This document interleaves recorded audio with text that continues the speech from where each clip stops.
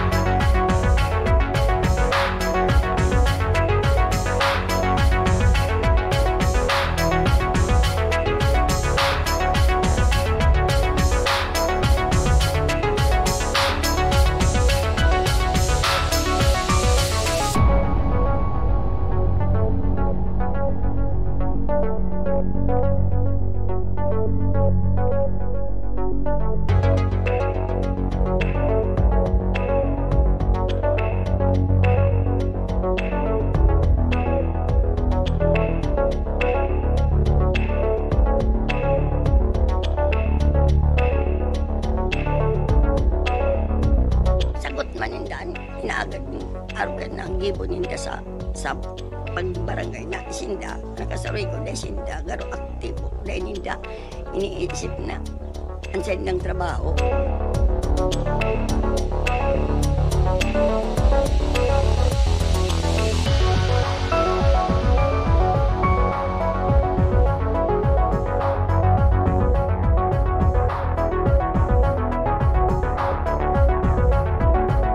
Pag medyo sensitibo na po ang tatrabahon sa kuryente, much better po na mag-upload na po sa satuyang opisina para makaresponde kita and kita lang po kaya si otorisadong magpundok ang linya kang kuryente.